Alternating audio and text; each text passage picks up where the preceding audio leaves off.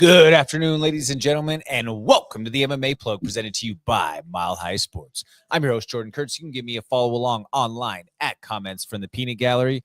We've got a lot to talk about with you folks here for this program today.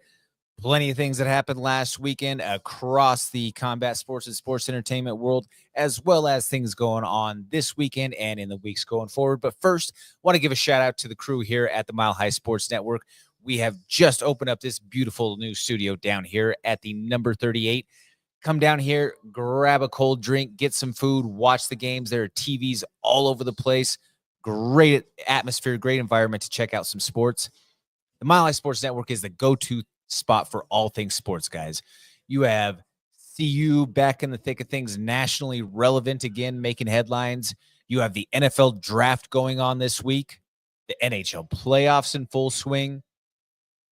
The NBA has playoffs, and you have, the situation with the Nuggets being a little bit peculiar and having a lot of headlines right now. But it's also interesting given that, I see a lot of things, Danny. And again, I only follow the stuff from you guys here at the Mile High Sports Network, but it seems like a lot of the stuff that Mike Malone got fired for was criticized, and why he got fired is exactly what the Nuggets are doing right now with playing Russell Westbrook and getting wins. So it's kind of funny how all that works. Yeah, absolutely. I mean, they started out pretty well with Adelman. They went 4-0 in his first four, but when there's problems that are on the roster and not in the coaching staff, coaching change isn't going to fix that. Oh, totally. And then you have the Rockies, man. They're 4-17 right now. Hey, positive is they won a game since last week. They won one. So, they're trending right now to be the worst team in the history of baseball as far as wins in the 162 game era. So that's what the Monforts have given us here in the Mile High City, where it is the city of champions for everything else. It's the Dunce Street Dummies over there on Blake Street now, instead of the way that it used to be the Bombers. But make sure that you check out everything for the Mile High Sports Network for all of the content with the Big Four Sports. We have the Colorado rundown of the shows coming up. If you have the opportunity to buy tickets directly from the fighters, please do. It helps them directly, and they get commission on that basis. So if you can, please do so, whether it's paper tickets or through the online point-of-sale system. Few events to run down, and there's going to be some more coming up in the next few weeks that will hit in the coming time. We have 5280 Thai Fight Series going down at the Stampede. We're going to have more on that here in a little bit. We'll have Erik Mitchell on the horn talking a little bit more about the fights there. CJJC has the very first Grapple Games event going down, targeted for May 24th. We're looking at doing some card jitsu, guys. So if you want more information on that, make sure that you follow the CJJC Cage on Instagram there. Sparta is going to be doing the No-Co Showdown at the Island Grove in Greeley, Colorado. That is going to be May 31st. You have Guerrilla Fighting Championship making their first ever show at the Pueblo Convention Center on June 21st.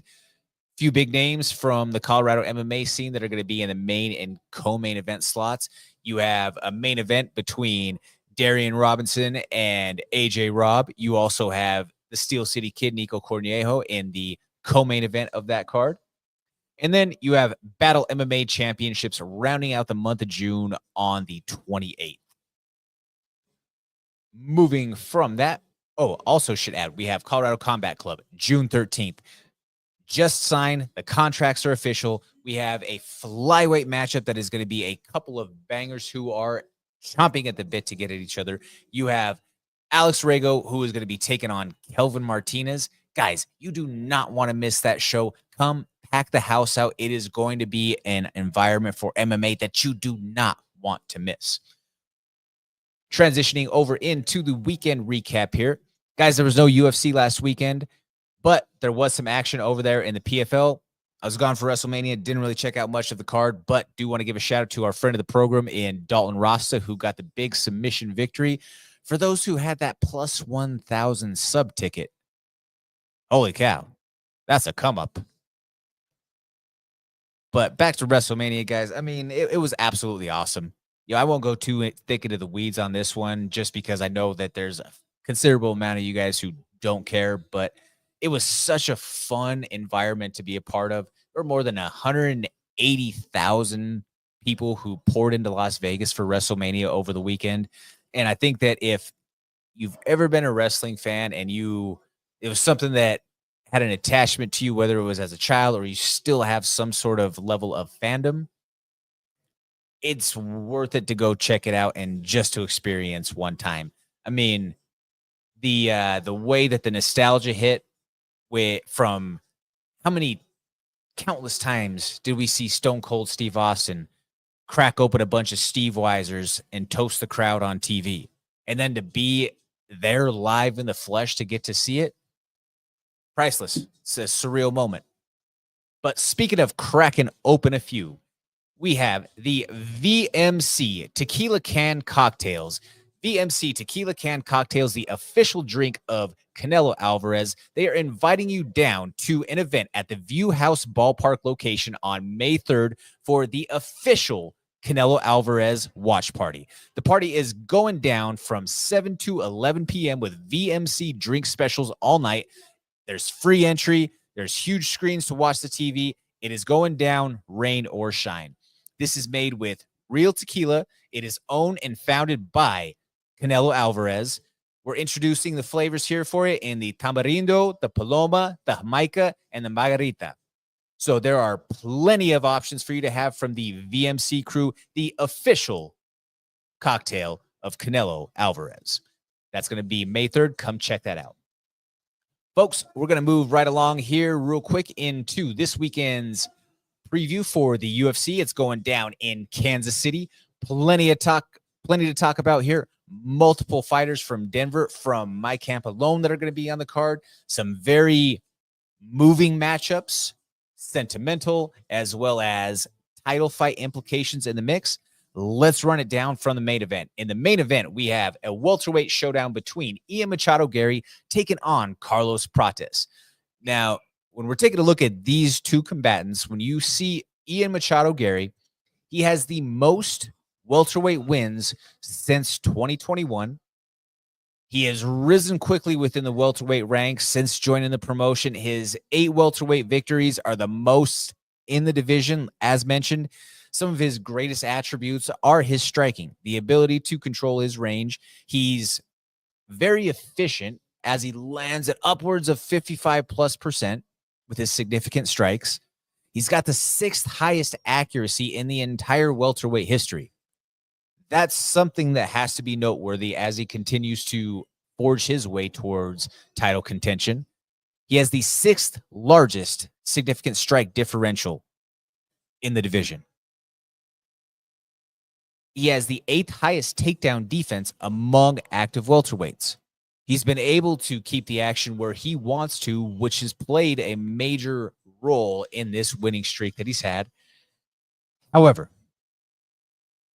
he has an absolute problem on his hands. Don't get it twisted. Yes, I recognize that he has the wins over MVP. He has the wins over Jeff Neal. He has the win over Neil Magny. He has 4 first-round finishes. But when you get in there against a specialist of specialists in Carlos Prates, the product of the fighting nerds,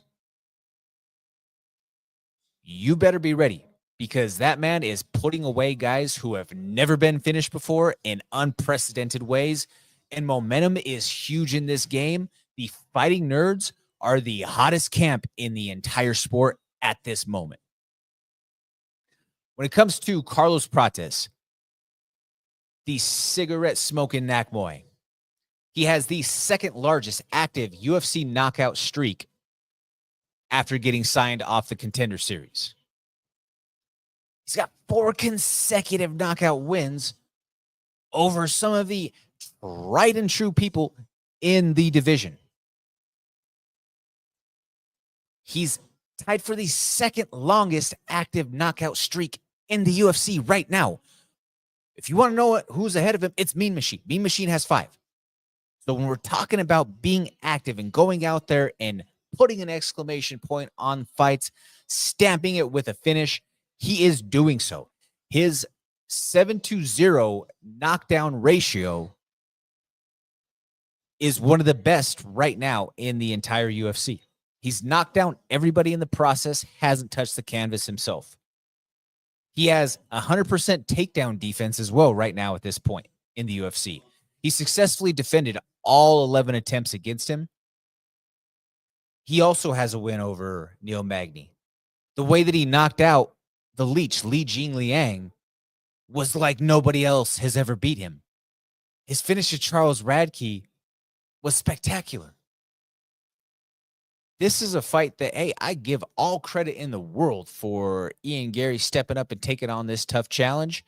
But we'll see. We'll see just how good Prates is, because we've seen him rise the ranks, and he's fought guys who are vets and who have been gatekeepers, measuring sticks, whatever the descriptor, if you will. Now he's facing another real contender who is right there on the cusp of title contention. Yeah, this fight is a take my money fight. I am here for this. This alone is worth the price of admission. But there are so many other great fights on this card, and that is why we go through these previews. We have two light heavyweights who are set to lock horns in the co-main event. This is the retirement fight for Anthony Lionheart Smith. He's taken on Ming Yang Zhang. Anthony Smith, 60 fights deep in the game. What can you say about a vet who has that much tried and true experience? Nothing but the utmost respect and love for the long in the tooth veteran. And Anthony has so many other things in life that fighting has opened up for him. His ability to speak on camera and be an analyst as a part of the ESPN broadcast. He does a spectacular job. There is a future for him continued beyond fighting. I think where a lot of fighters find themselves once they're in this position at the end of the road where he is what's next? How do I continue to make money, but also find fulfillment? And Anthony spoke at length about that this week at his media day. And, I think that this is a chance for Anthony to go out there and to be celebrated for his body of work and to get some flowers that he's kind of denied all the way along. And, he said that he always felt that he didn't want the recognition. He didn't want the praise if he never won the belt and blah, blah, blah. Well, my man, when you go through and when you make that walk 60 times, that's respect alone. That deserves praise. That deserves recognition. So from a personal front, I can also say that Anthony was the very first UFC fighter who ever gave me a chance to interview him or gave me the time of day in that. So this one does have some close sentimental elements for me. I would love to see the OG go out there and get his hand raised on a win. That's plain simple. I mean, I'm not trying to not give any love to Zhang, but when it's this situation right now, yeah, I think it is 100% all rallying for Anthony Lionheart Smith in this matchup. Go out there, do your thing, Double F. Moving from that, we have another exciting featherweight matchup. This one is potentially going to be outside of the main event. This has fight of the night written all over it. You have number 11, Giga Chikadze, who's taken on David Onama. Onama, another teammate of mine out of Factory X. This is a kid who is hungry. He is locked in. It's a mindset thing. He has put in the time over the course of this camp to go out there and not just win, but win in spectacular fashion. The tools that David Onama possesses are through the roof in terms of where they can take him. He's a kid who has so much raw and untapped potential still that we're just peeling back layers of just how good of an athlete and a fighter that David Onama still is. The high point on the period or on the pyramid of self-actualization for him is still so far away, and he has so much more to achieve. And I think that this weekend is the first step on route to that. It's a tough test against somebody like Giga Chikadze, who is one of the top strikers of the division, has been one of the top ranked guys for quite some time. Giga's ran into a string of injuries. Giga's also gotten a little bit older in the process. And I think that Giga, unless he's really added a lot of elements to his grappling game, we've kind of seen the book written on him. all that to be said, I don't think that David Onama has to absolutely go out there and grapple Giga in order to win. I think that David Onama could very well go out there and knock Giga Chikadze out, especially with as spectacular as he's looking over the last few weeks. From there, we have Michel Pereira taking on Abus Magomedov. Anytime that you have Michel Pereira in the cage, this is a must-see type of fight. Yes, he lost his last fight, but again, whenever this dude gets in there, it is all gas, no brakes. Win or loss, he is entertainment. It's going to be a fight that is a guy who has had some ups and downs in Abus Magomedov. He's had some spectacular performances in the UFC. He's had some lackluster performances. Which one shows up? Tough to see in advance. However, one way or the other, we know that Pereira is going to be coming out there. He's going to be cartwheeling. He's going to be dancing. And if he has his way, it's a bully beatdown situation. Moving from him, we have rude boy Randy Brown fighting out of Queens, New York by way of Spanish Town, Jamaica, taking on Nicholas Dalby out of Denmark. This is a welterweight matchup that this has fireworks written all over it. Anytime that Randy Brown is in the mix, that's a fight where you have a chance to see a highlight reel. And again, he just goes out there and he fights his ass off. He's a long and lanky welterweight who has pop in his hands, finds some creative ways to get some finishes. And on the flip side, you have Dalby, who is just a Norse Viking and as tough as an old leather boot. When you match these two guys, this is going to be a great main card fight. Following that, you have Ikram Aliskerov, who is taking on Andre Muniz. This is a middleweight fight where you have a couple of very battle-tested veterans. You have Muniz being one of the most accredited jiu-jitsu guys on the UFC roster right now, has submission victories over guys like Jacare, who, if you beat Jacare by submission, you're legit.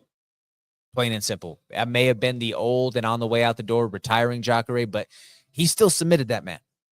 Respect the accomplishment within itself. A couple other fights to hit on here before we get to Erik Mitchell on the interview. We have Ultimate Fighter Season 4 contestant Matt Schnell. He is facing Jimmy Flick, a couple of flyweights who these guys are not ever going to be in title contention at this stage of the game. A couple of old vets at flyweight, a couple of guys who have flirted with or have played with retirement or even retired, gone so far as to have retired and came back. So you have a matchup again, a couple of guys who have a lot of time in the saddle, and you might get to see a gritty matchup of a couple of dudes who are slick with the grappling and aren't afraid to get in there and slug it out and become zombies in the cage. The fight that we have to talk about real quick, though, that had a last-second replacement and should be noted, you have Evan Elder, who is going to be facing Gage Young. Gage Young is a kid who fought on the Contender Series last year, dropped a very close and highly contested war, goes down to the regional scene, picks up a victory by TKO at an FAC card back in December, and then just so happens to be a stars aligning moment for G-Money that the UFC is coming to Kansas City this week, and they needed somebody for his weight class. He was preparing for a fight next week, so was already in range of making the weight. Well, Evan Elder's original opponent, who I'm not even going to give this dude the honor of saying his name, but he was arrested in connection to sex crimes against a minor. If he's guilty, firing squad for that guy. Plain and simple. One man's loss is another man's fortune. Congratulations to Gage Young for going out there or for getting the opportunity to go out there and make his way within the UFC. Following that, we have Chris El Guapo Gutierrez taking on John Castaneda. This was a fight that was originally supposed to happen a few weeks ago. Castaneda got sick on fight day. Fight ended up being pulled. In this one, I know that Chris just wants to go out there and get a win. He's been in a multi-month-long camp now and go out there, get the win, do this in impressive fashion, get a little bit of respect back from the promotion. He's getting a little buried on the undercard. So I think for him to go out there and put on an impressive performance to get himself back in a little bit more of a promotion heavy light, I think that you can see an inspired performance from Chris El Guapo Gutierrez. Naturally, Sexy Mexi, John Castaneda, he's going to be looking to wrestle. Styles clash, we know exactly what they're going to be bringing in this process. And we are going to have Erik here in just a moment. So one more fight to talk about before we head over to Erik. We've got a matchup between Damon Blackshear taking on Alatong Ali. Hey, Damon Blackshear, you got to give the kid credit. This guy's came in there and he's faced some tough tests already early on in his UFC career, and he's continuing to grow and evolve. And the kid, he's bouncing around to some other big camps, and he's trying to grow his acumen as a martial artist. So yeah, I'm truly excited to see what this young man has to bring in this matchup. And to wrap that up, folks, that is going to be the UFC Kansas City card. Check them out this weekend. Like we say, we have 3 fighters from the Denver footprint that are going to be competing out there. That is Chris El Guapo Gutierrez, David Onama, as well as Anthony Lionheart Smith. And now, transitioning to our 5280 Muay Thai fight series, we are going to have our CEO of the promotion. We have Erik Mitchell coming into the fold. This weekend, we have 5280 Muay Thai fight series. It is going down at the Stampede. It's going to be off of Havana Street. We are cracking the doors open at noon. We're going to be having the first fights roughly around 1 p.m. Danny, do we have Erik? He's just pulling over so he can give you his undivided attention. Gotcha. All right. So we'll keep this running here for just a moment there. But yeah, folks, make sure that you're keeping up and along the lines with all of our information for this weekend here for 5280 Muay Thai Fight Series. Follow me along online at Comments from the Peanut Gallery. I'll be giving you those live results as the card goes along. One of the biggest beefs that I have with some of the local shows is that results aren't readily available for those who didn't have the chance to be there in attendance that day, didn't have the chance to watch the stream. Sometimes, hey, we get it. Life happens. It's Saturday afternoon. Not all the time is it going to be something that you can get to, but I always try to do my best to be able to get you updated with those results. So if you give me that follow along at Comments from the Peanut Gallery, I'll have those results posted in real time from Threads as well as Instagram. Erik, we got you? Not yet. Okay. So keeping it moving here, we have a big card. We have 19 fights on the schedule, ladies and gentlemen. There's 19 bouts that are going to be going from everywhere from pros down through fighters that are making their debut. As it sits through the mix, again, we have guys who have experience overseas. They fought all around the country. We have tournament champions, camps that are represented from all across the state and the surrounding areas. We have a couple of very special debuts. The significant other of a very prominent coach in the community is going to be on the card. So, like I say, there is plenty to discuss here on this card, and we should have him. Can you hear us, Erik? All right. Well, just moving into it, I'll go through in the process. And can you hear us now, Erik? I'm here. All right, Erik. What's up, my man? How are you, sir? Good. So we got 5280 Thai Fight Series going down this weekend at the Stampede. We got a main event matchup going down between Alejandro Rodriguez and Brian Mears. Let's talk a little bit about that matchup. It's a banger, guys. If you've ever seen Alejandro fight, or if you've ever seen Brian Mears fight, you're in for a treat. Between the two guys, we have over 20. We're about 20 fights between the two guys alone. We're gonna have elbows, knees, slashing, no headgear, no shin pads, full rules Muay Thai, and as you said, main event. Yes, indeed, main event with the ISKA title on the line. So there's a lot of hype on it, and then we're gonna be banging for sure. Yeah, absolutely. That's a huge opportunity for these couple of guys at 147 pounds. We also, though, in the co-main event, we have a matchup at 147 pounds between Samuel Cavalier and Elian Albanez. That's a matchup that sets the stage for, I think it gives them, they're a little bit earlier on in their career, right? But them having that same weight class, but a title fight right ahead of them, it kind of gives them a little bit of a taste of what could be to come, right? Let's talk about this matchup. I think it gives them big motivation, 100%. Samuel Cavalier is coming out of pure fire out of Grand Junction. Samuel actually fought for us when he was a teenager. Took a little time off, and now he's coming back as an adult. He'll be going against Elian Albanez out of PKT Muay Thai out of Greeley. And both guys are very exciting, very good to go. And as long as they put in the work, get a few more dubs up there, they should be in title contention probably in about 4 or 5 fights. Yes.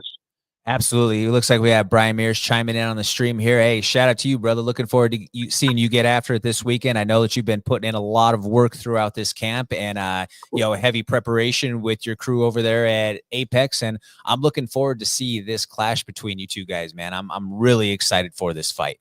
Wanted to give him give a little love and give him a shout out for tuning in with us live and jumping here on the stream and engaging with us there. But Erik, there's, as you mentioned, we have a lot of fights on this card. I believe as it stands right now, we have 19 on the bill for the schedule. There has to be one of these matchups that, obviously when we're putting together a card and we're matchmaking, we all think that every one of these fights has potential, right? Has potential for entertainment, has potential for these fighters as they continue forward. But throughout that mix, there's always going to be 1 or 2 matchups that just kind of sticks out and is kind of your, well, if you don't know, now you know, like Dana does each and every week. What is that fight or those couple of matchups that for you, people absolutely have to tune in for and have to keep their eyes on that might not necessarily be on the top of the bill? Got you. I got one for you to really pay attention to. Third from the main. I got Aaron Trevino out of Bang Muay Thai coming in at 2-0. And he's going to be taking on Matthew Sullivan out of Thrasher Muay Thai. Thrasher Muay Thai is led by Dan Wilson, and Aaron Trevino coming out of Bang Muay Thai, Dwayne Ludwig. These guys are fighting at bantamweight at 122 pounds. And if you're ready to see some excitement, some fast twitch muscles, these guys are not going to disappoint. I mean, we're talking knees that will buckle down a 400-pound man. And these guys are very exciting. You want action, you want speed. These guys are here to work. I do want to touch on 2 more matchups for sure. We got some teenage kids on this fight coming up. I got Julian Munoz. This will be fight number 1, actually. They're going to come out. They're going to start the card, and they're going to set the tone for the card. So, like I said, I got Julian Munoz out of Black Sheep Universe, out of Colorado Springs, being coached by Alejandro Rodriguez and Jessica Lane. Good camp up there. And then I got Jaden Anthony.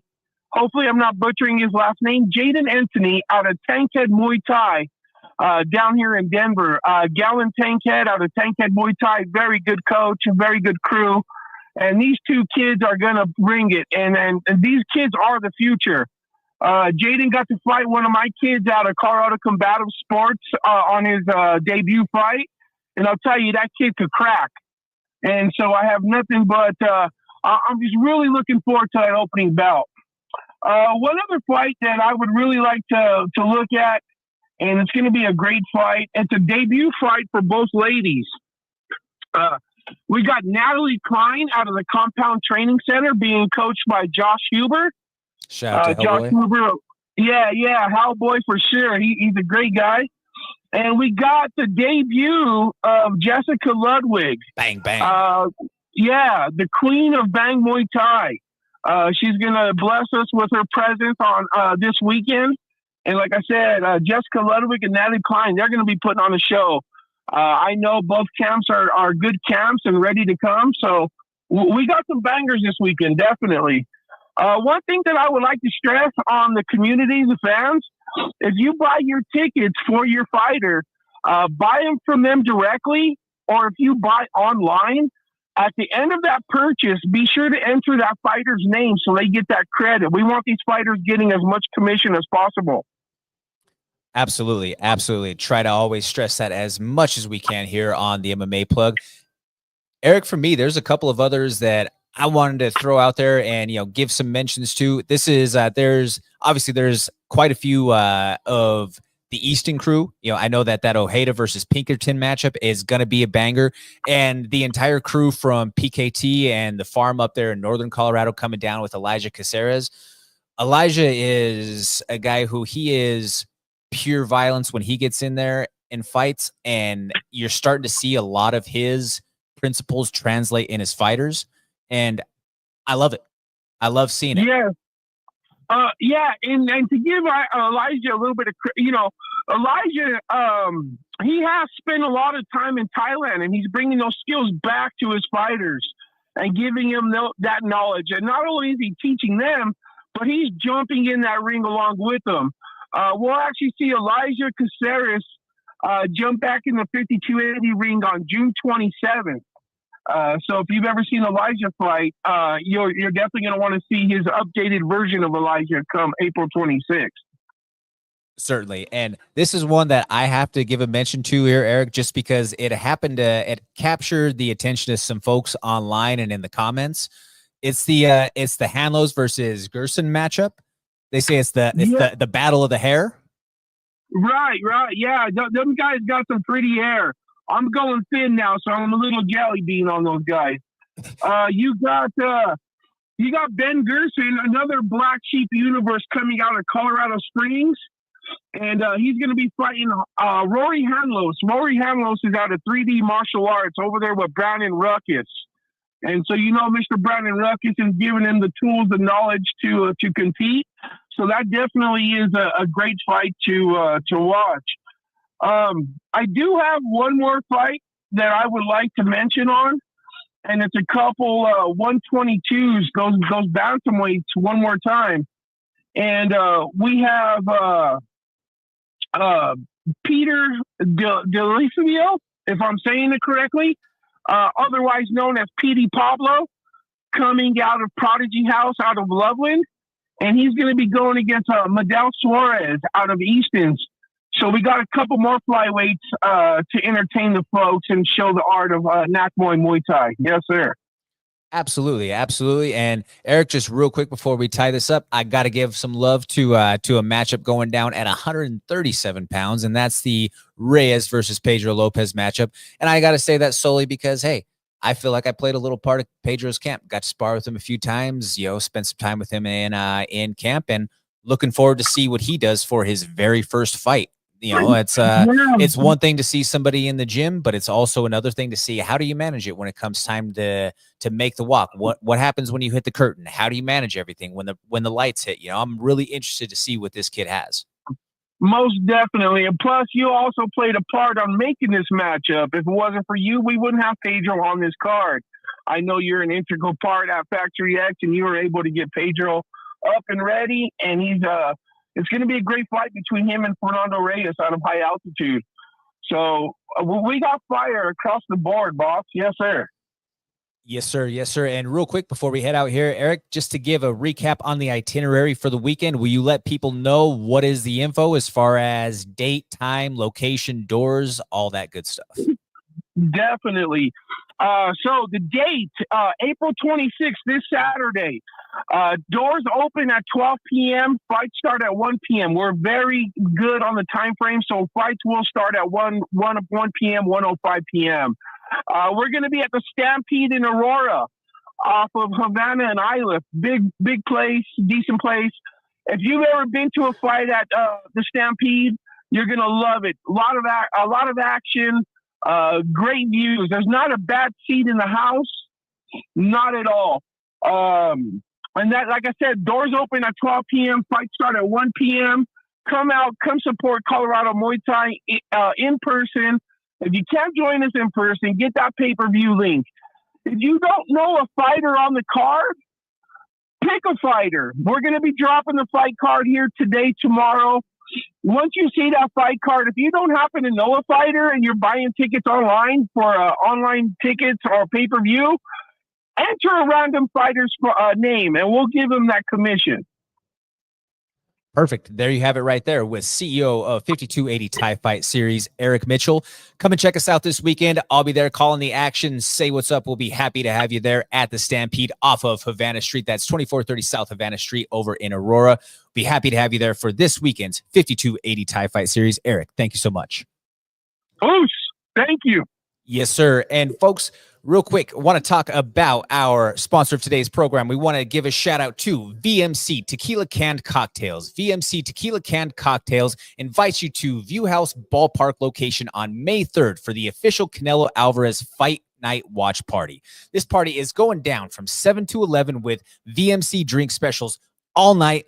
There's free entry, huge screens to see the fight. It is going down rain or shine. This is made with real tequila. It is owned and founded by Canelo Alvarez. They're introducing their new flavors of tamarindo, paloma, jamaica, as well as margarita. So be sure to check out VMC Tequila Canned Cocktails. Folks, going to talk real quick about the PFL going down this weekend, and then we're going to run it out and go 3 rounds to close out the hour.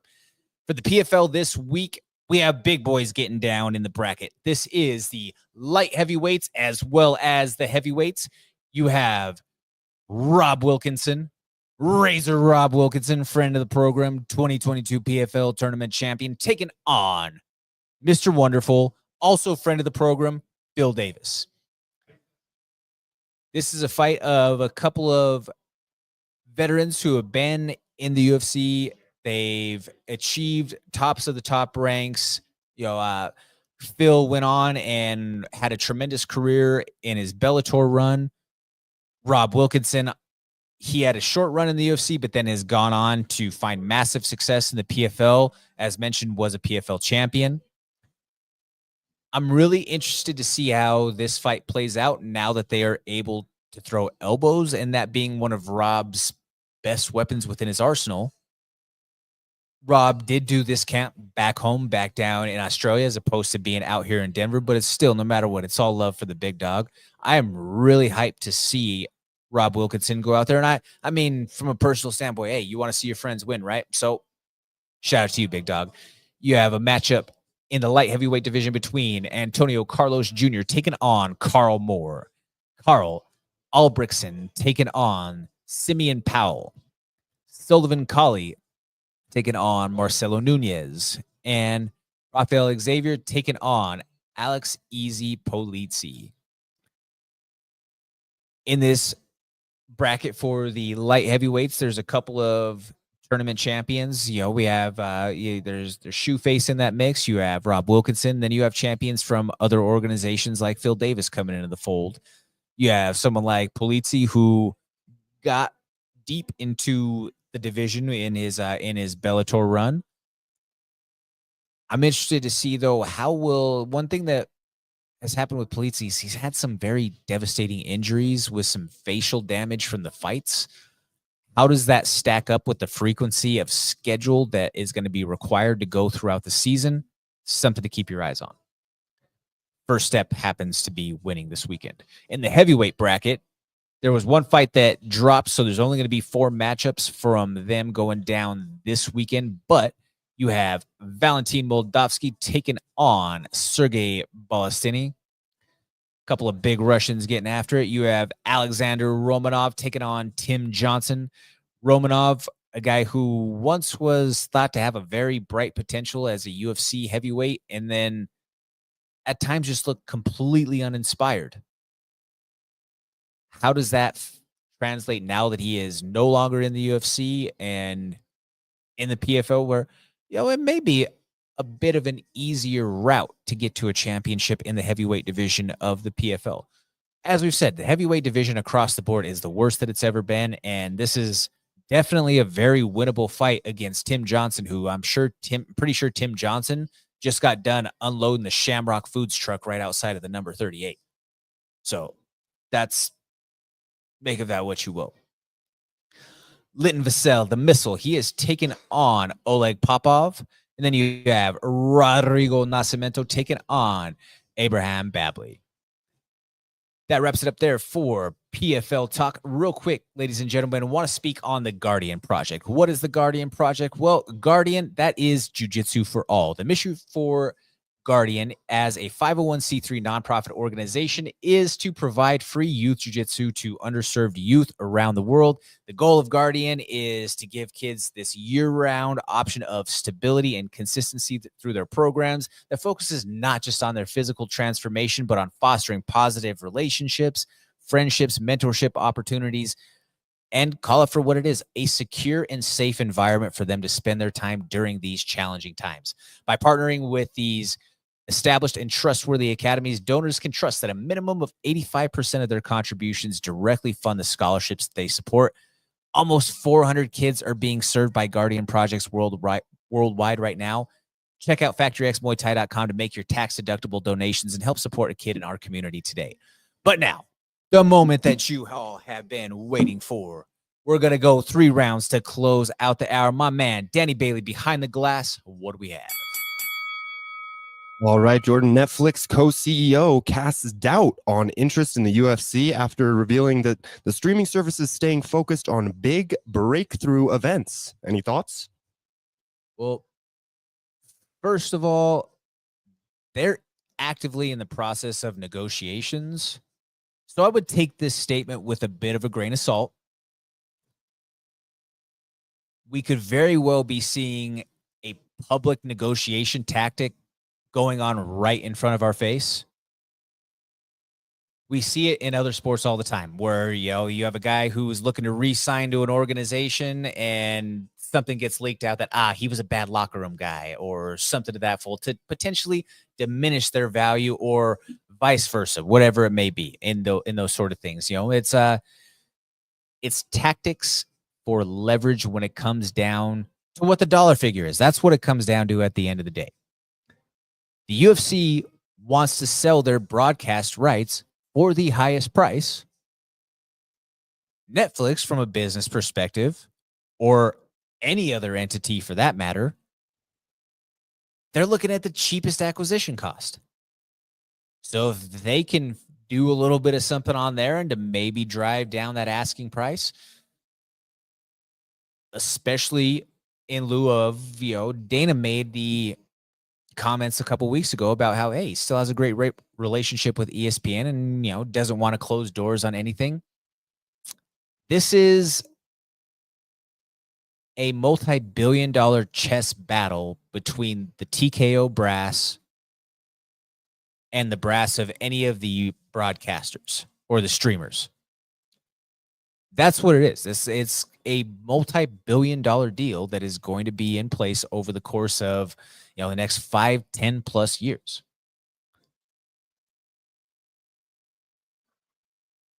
What Ted Sarandos, the co-CEO of Netflix, is doing is he's kind of downplaying what the UFC's model is or what they're trying to do.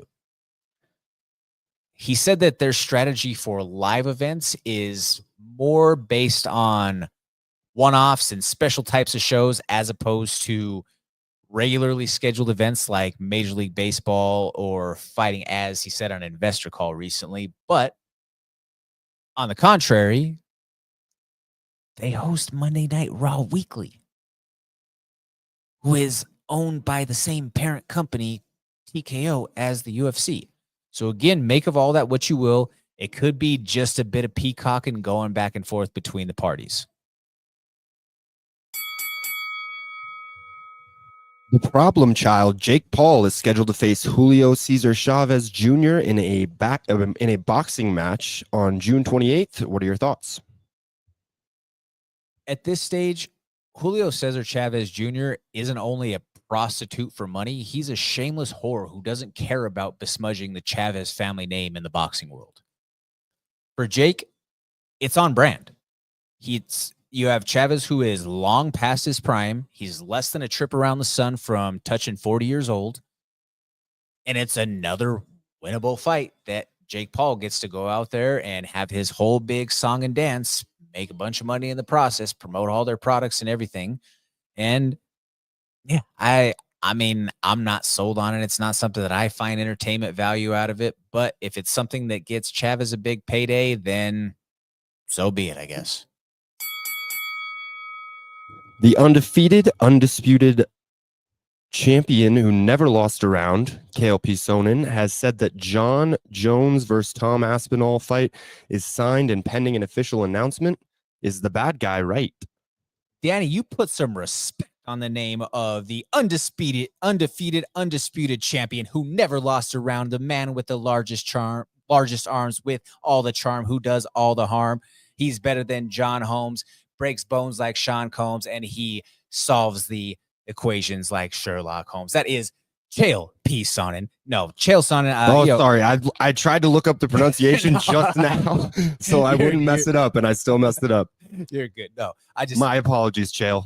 It's the MMA lore of Chael Sonnen. You know, we have to love the bad guy, but that all falls into this right here, though. Right? Is Chael is the greatest showman and seller of fights that we have ever had in the history of the UFC, of mixed martial arts. People can point the direction and others, like the way that Connor spoke, whatever, blah, blah, blah. No, hogwash. I point to the one and only Chael Sonnen, who creates headlines out of nothing. This could very well be just something that Chael said, you know what? It's a slow media day. Let me throw this out there and let's see what we get. Which he's done on many of occasions in the past. Sometimes there's a bit of truth to it. Sometimes it's all completely up in the air. I love Chael Sonnen. Chael Sonnen is one of my greatest inspirations to get on the mic and rip it and do the things that I do, and to be able to have one-liners just ready to roll at the drop of a hat. However, the only source reporting that this fight is a done deal right now is the bad guy himself. Ladies and gentlemen, on the heels of WrestleMania, the guy who has been inspired by so many, such as superstar Billy Graham and so on and so forth, who built up this incredible persona. This, I believe, is what you call a work. And he is playing on all of us as being marks. And every outlet has followed Chael's statement and has put out a headline in relation to this fight being done, just waiting official announcement. We shall see how that plays out in the next few weeks. Do we get that John announcement? If it comes, I say, anytime in the next 2-3 weeks, then maybe Chael was onto something. If it's beyond that, this is the bad guy drumming up headlines right now. Understand that this is greatness at work, and he just got the entire world talking about when there has been any of the insiders who always tease and leak your matchups. None of them are talking about it. Any outlet prior to Chael making mention of it, no rumored matchups, no any of that talk of the sort. But you have the American gangster, the baddest man from Westland, Oregon, go out there and make one simple statement, and it sets the world ablaze. That is the art of a showman, ladies and gentlemen. But just like that, we are all out of time. We want to thank you all so much for tuning in with us each and every week for this original combat sports programming. Come and check us out this weekend at the Stampede for 5280 Thai Fight Series. Again, doors are cracking at noon. First fight's going down at 1. Going to be calling the action. Come and say what's up with us out there. Want to thank Erik Mitchell for hopping on the horn with us. Thank you, Danny Bailey, for keeping me in line each and every week behind the glass. Thank you all for watching with us. We'll be back here next week, same time, same place. Also, shout out to VMC Tequila Cocktails. Make sure that you look them up, check them out, pick them up at your nearest liquor store, and have that watch party next weekend. I'm Jordan Kurtz. This is the MMA Plug on Mile High Sports.